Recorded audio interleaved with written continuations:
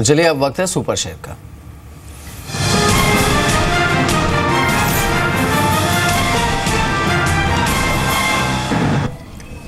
सुमित बताइए।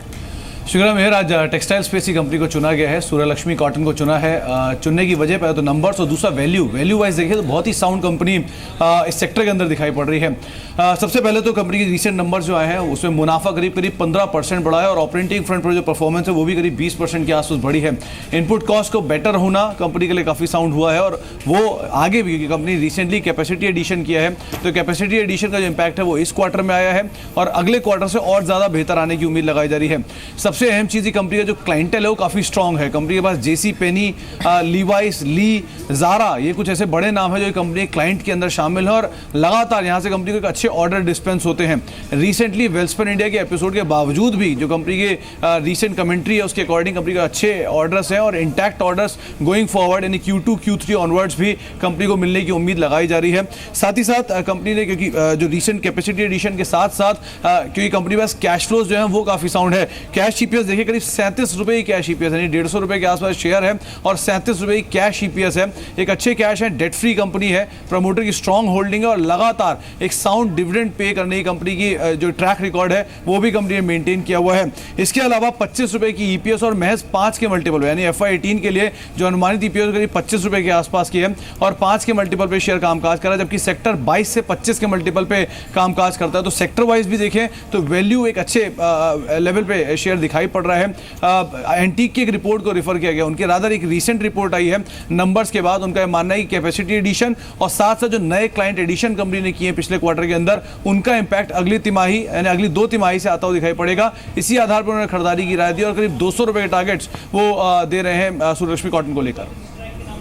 चलिए, सूर्यलक्ष्मी कॉटन लगभग 150 पे कारोबार कर रहा है, डे हाई पर करीब 7.25% ऊपर, अब 151 पे लगभग पौने 11 रुपये की तेजी यहाँ पर है। शुक्रिया सुमित, अगर आप देखें इस पूरी चर्चा के लिए। और आज का स्टॉक बताने के लिए सूर्यलक्ष्मी कॉटन आपके स्क्रीन पर 151.70 पे। मैं एक और स्टॉक दिख रहा था सिमी, प्लीज़ जरा इसको देखिएगा, आज थोड़ा सा सॉफ्ट है, लेकिन मैं अभी जब वीकली चार्ट से स्कैन कर रहा था एक बार आप अनंतराज को देखिए 56.25 पे, 0.5% नीचे है, लेकिन आप वॉल्यूम्स को देखिए, वीकली कैंडल को देखिए सिमी, ये जो फ्लैग विजिबल है, क्या ये 56-25 पर एक बहुत अच्छा एंट्री पॉइंट है और कभी भी 60, 61, 62 तक का या फिर इवन 65 तक का मूव संभव है इस पर? और मतलब मेरा जो प्रश्न है वो ये है कि ये क्या एक वैलिड पॉइंट है एंट्री के लिए छोटे स्टॉप लॉस के साथ? जी बिल्कुल, क्योंकि यहाँ से छोटा स्टॉप लॉस के साथ ही इसमें एंट्री लेना है। अब एकदम मेजर सपोर्ट में ये बैठा है, 54 का हार्डली स्टॉप लॉस होगा यहाँ पे अगर कोई पोजीशनल जाना चाहेंगे तो। 64 से 65 का टारगेट शॉर्ट टर्म में पॉसिबल है।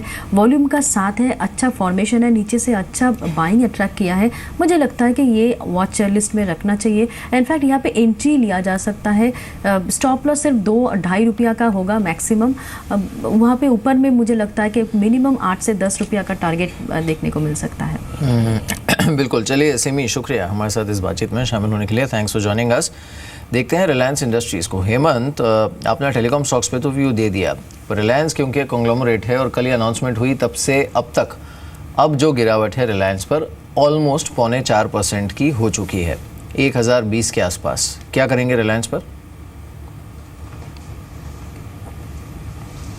मेरे हिसाब ये सबसे ज़्यादा डिसअपॉइंटिंग क्या है, मैं आपको बताता हूँ। मैं जब लास्ट टाइम अपने शो पे आया था मैंने कहा था कि इस बार मुझे बहुत उम्मीद है कि रिलायंस 1040 के ऊपर सस्टेन जिस तरह से कर रहा है इस बार 1100 जाना चाहिए, लेकिन फिर से कल स्टॉक ने डिसअपॉइंट किया और स्टॉक वापस से 1040 के नीचे ट्रेड करने लग गया है। देखिए अब वापस से उसी रेंज में है। I don't expect 985 to breach on the down side. मुझे नहीं लगता 985 के नीचे जाएगा और अपसाइड अब मैं लॉन्ग तभी अटेम्प्ट करूंगा अगर वापस से 1040 के ऊपर सस्टेन कर पाता है। तो it has been a disappointment, there is no second thought, क्योंकि ये एक ऐसा स्टॉक था जो निफ्टी को हेल्प कर सकता था। अगर 1110 1115 तक जाता तो डेफिनेटली हम लोगों का कल स्टॉप लॉस ट्रिगर हुआ है 1040 के नीचे आके। तो मेरे ख्याल से 985 और 1040 की रेंज में वापस से आ गया है। लॉन्ग जरूर अटेम्प्ट करना चाहिए, बट अगर 1040 के ऊपर सस्टेन करता है तो। लेकिन इस बीच थोड़ी वाइब्रेंसी रहा है। मिहिर ने कुछ देर पहले बैंकिंग की बात तो करी, लेकिन मेरे को वाइब्रेंसी इस बीच ICICI बैंक में डेफिनेटली नजर आ रही है। आईसीआईसीआई बैंक अगस्त सितंबर की सीरीज के इस वक्त हाईएस्ट लेवल पे है। तो एक बार प्लीज़ आप आईसीआईसीआई बैंक फ्यूचर्स दिखाएंगे क्या हो रहा है वहाँ पे। 263.20 पे आप देखें स्पॉट है आपका, और फ्यूचर्स पे एक सब्सटेंशियल बैंक नज़र आ रही है, डेफिनेटली आ रही है। डे हाई पे काउंटर आ चुका है। मैं इस स्टॉक की बात करूँ, 5.25 लाख शेयर का एडिशन एंड आउटस्टैंडिंग वाई करीब 7.25 करोड़। हेमंत डेफिनेटली बेट लग रही है यहाँ पर। आपके टारगेट्स क्या होंगे? 275 पॉसिबल है हेमंत इस सीरीज में, या फिर उसके ऊपर भी ओवरशूट करना? नहीं, मेरे हिसाब से 275 270 is going to be proving a resistance. उसका एक रीज़न मैं आपको बताता हूँ वीरेंद्र। देखिए इसके अंदर, इस स्टॉक के अंदर एक चीज़ बहुत अच्छी हुई है। पहले 250 का पुट राइटर, अब वो शिफ्ट हुआ है 260 पे, which is clearly telling you कि बेस इज शिफ्टिंग अप। और कल बहुत ही इंपॉर्टेंटली इसने 262 के ऊपर अपने आप को सस्टेन करा, मार्केट फॉल के बावजूद भी। तो एक बहुत अच्छा रनअप की तैयारी कर रहा है, लेकिन अभी तक 270 और 280 दोनों में से कोई भी कॉल राइटर में मेजर अनवाइंडिंग देखने को मुझे नहीं मिली है। और 270 कॉल 2 रुपए से 2.5 रुपए के बीच में एवरेज सोल्ड है। तो मेरे हिसाब से 272 पे थोड़ा रेजिस्टेंस आना चाहिए। अगर 272 क्रॉस करता है then I don't think 280 call writers will also stand. तो पहला टारगेट 272 का रखिए, उसके बाद आप इसको ट्रेल स्टॉप लॉस कर सकते हैं। और अभी भी ये स्टॉक को आप लॉन्ग कर रहे हैं तो मेरा टारगेट 272 का है और स्टॉप लॉस रखिए 258 का। कुछ स्टॉक्स देख लेते हैं जो कि नए हाई पर हैं इस समय। इसमें दीपक नाइट्राइट ये करीब 7% ऊपर है, एक्साइड 2.25%, सिकाल लॉजिस्टिक्स 3.25%, GHCL ये करीब 1.5% ऊपर नए हाई पर है। हेवेल्स ने एक नया हाई हिट किया है। इसके अलावा यूफ्लेक्स है, HCC तो है ही नए हाई पे। JK टायर इस पर एक नया हाई बना है करीब 3% ऊपर। साथ ही इंडिया सीमेंट्स, जैन इरिगेशन ये कुछ अन्य काउंटर्स हैं जिस पर अच्छा रुझान देखने को मिल रहा है। हेवेल्स पर हेमंत क्या सलाह है आपकी? देखिए अप ट्रेंड में रहा है स्टॉक, लगातार हर लेवल पे छोटा छोटा ऊपर इंटरेस्ट ऐड होता रहा है। तो मेरे ख्याल से you have to continue to ride the rally. मुझे यहाँ से भी 4 से 5% मूव लग रहा है। और अभी जो आपने जो भी स्टॉक्स के नाम लिए, चाहे से वो इंडिया सीमेंट क्यों ना हो, एक्साइड क्यों ना हो, Exide is a part of auto ancillaries, मुझे लगता है इन स्टॉक्स में अभी भी मोमेंटम बना रहेगा, क्योंकि कहीं पे भी कोई भी ओपन इंटरेस्ट घटता हुआ नजर नहीं आ रहा है।